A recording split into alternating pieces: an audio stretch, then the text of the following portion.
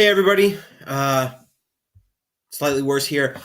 I'm uploading this video game that I lost. Tactics. They are the heart and soul of a club chess player.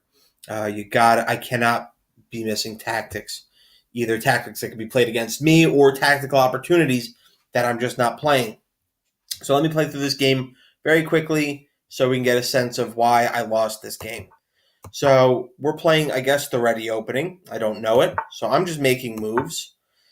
And I think so is he. I don't know. So I develop. And so I do something that kind of looks like a Queen's Gambit declined position. He gets more space on the queen side. I make a nice little strong center pawn, protected by two pawns. He attacks my B pawn. I defend it. So I choose not to trade bishops, so I put my knight there. I like that move because either he has to give up a bishop for the knight, or I get to have just this really nice knight on a really nice square because it's not going to get kicked away until he at least moves that knight away. So, all right, so onwards. And that's another thing. Like, these tactics happen because pieces are on good squares. When you start having pieces on good squares, that's when you're going to have tactical opportunities. So I develop, and I'm better. Once he plays knight to d2, which seems like an innocuous move. It seems like a good move. It's a developing move. It's threatening this knight, or at least putting pressure on this knight here. But what I don't see, and what my opponent doesn't see, is the tactical tricks here, which is knight takes pawn. So unless you want to be down a pawn, you take the knight back. If you just want to be down a pawn, I'm okay with that. But you would take back, then knight takes pawn, and the queen is under attack, and the bishop is now being attacked twice, and it's only defended once. So you're going to lose a bishop. So trickery. I missed it. I castled because I said, oh, well, it's time for me to castle. I said it was, and it's because I've already decided what I'm going to do before I've looked at the position. I missed this. I missed this.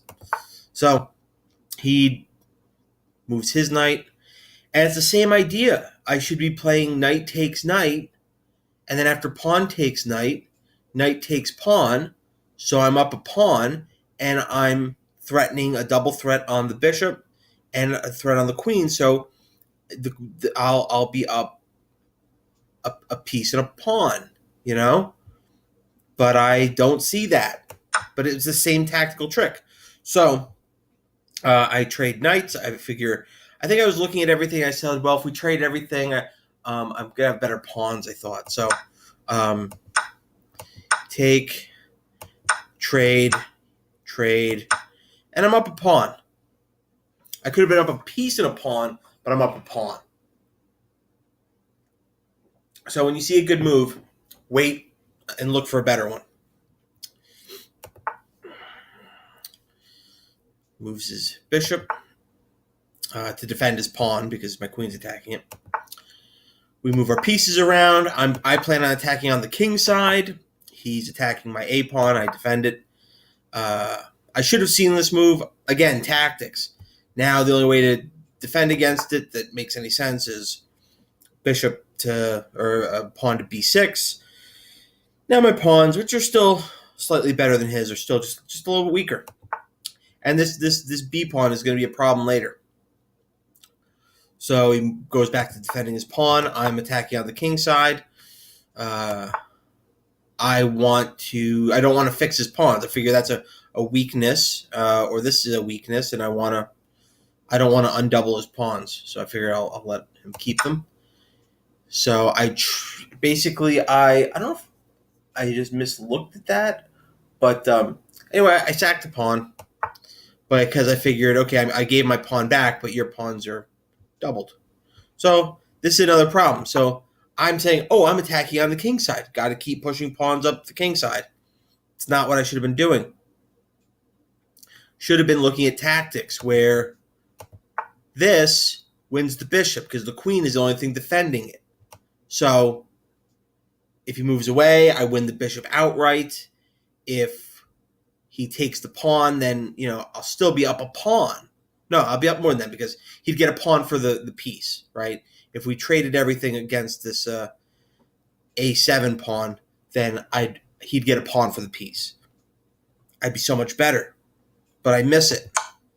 Oops, he didn't do that. So, again, I should be doing the same thing, exploiting this, but I don't. Do not do it. So I'm playing my idea. I don't know why. I attack his bishop. Attack it. It's not really attacked because my pawn is pinned. So he blunders a piece away. He undefends his. He undefends his bishop, and I take his bishop, and I should be winning. Now, of course, I could have been winning before, but I am winning now, and so I plan to crash through the king side, sack. So the queen gets in, and that's a little scary because he's invaded. But I tuck my king away. He wins a pawn. I defend my bishop. He starts marching his pawn down.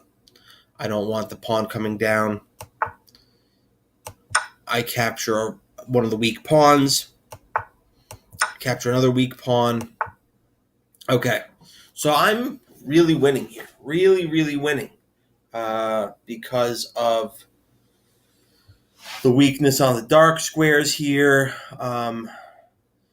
This queen is really keeping this king locked in. I need to play rook to d5, but I don't because I didn't look at the position. I saw, a rook on the second rank is strong, so I played it, and it is good. I'm still winning. It's not as winning.